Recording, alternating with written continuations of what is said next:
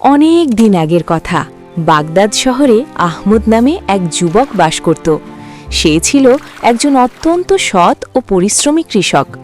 শহরের এক প্রান্তে একটি ছোট্ট কুটিরে সে তার বৃদ্ধা মাকে নিয়ে থাকত। আহমদ প্রতিদিন ভোরে ফসলের মাঠে যেত এবং দিনভর রোদ বৃষ্টি মাথায় নিয়ে হাড় ভাঙা খাটুনি খাটত। ফসল বিক্রি করে যা আয় হতো তা দিয়ে কোনো মতে মা ছেলের সংসার চলত।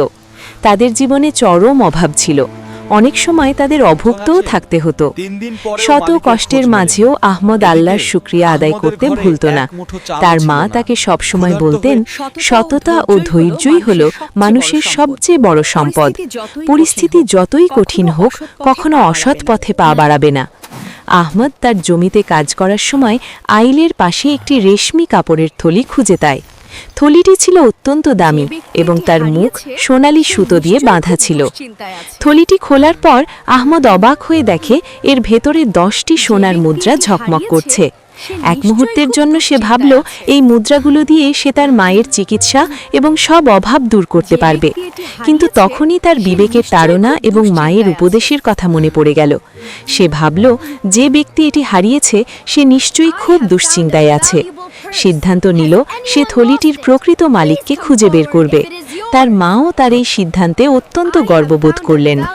আহমদ বাগদাদ শহরের প্রধান বাজারে গিয়ে ঘোষণা করতে লাগল যে সে একটি মূল্যবান থলি পেয়েছে। আহমদের কথা শুনে অনেক লোভী মানুষ এসে থলিটি তাদের বলে দাবি করল। কিন্তু আহমদ যখন তাদের থলির রং বা ভেতরের জিনিসের সঠিক বর্ণনা জিজ্ঞেস করত, তখন কেউ সঠিক উত্তর দিতে পারত না। এতে আহমদ বুঝল তারা সবাই প্রতারক। 3 দিন পার হয়ে গেলেও মালিকের সন্ধান মিলল না।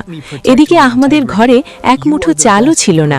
ক্ষুধার যন্ত্রণায় সে অস্থির হয়ে আল্লাহর কাছে সেজদায় পড়ে সাহায্য চাইল, যেন সে তার সততাও রক্ষা করতে পারে এবং অভাব থেকেও মুক্তি পায়। চতুর্থ দিন আহমদ একটি সরাইখানার সামনে গিয়ে ঘোষণা দিচ্ছিল। তখন শেখ ইব্রাহিম নামে এক ধনী বণিক সরাইখানা থেকে বেরিয়ে আহমদের কাছে থলিটির কথা জানতে চাইলেন।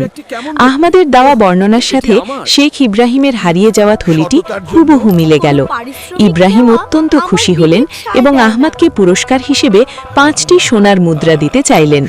কিন্তু আহমদ অত্যন্ত বিনয়ের সাথে তা প্রত্যাখ্যান করে বলল, সততার জন্য কোনো পারিশ্রমিক নেওয়া আমার বিবেক সায় দেয় না। শেখ ইব্রাহিম আহমদের এমন নিঃস্বার্থ সততায় মুগ্ধ হয়ে তাকে তার বিশাল ফলের বাগানের তত্ত্বাবধায়ক হিসেবে নিয়োগ দিলেন।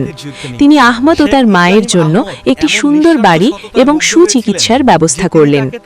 আহমদের সততা ও কর্মদক্ষতায় মুগ্ধ হয়ে শেখ ইব্রাহিম পরে তার একমাত্র গুণবতী কন্যার সাথে আহমদের বিয়ে দেন এবং তার সমস্ত ব্যবসা বাণিজ্যের দায়িত্ব আহমদের উপর অর্পণ করেন। শিক্ষণীয় বার্তা: ভিডিওর শেষে বলা হয়েছে, সততা ও ধৈর্যের পথ শুরুতে কঠিন মনে হলেও এর শেষটা হয় অত্যন্ত সুন্দর ও কল্যাণময়।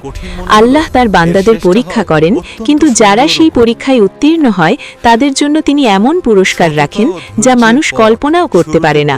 রিজিকের মালিক একমাত্র আল্লাহ। অত্যন্ত সুন্দর ও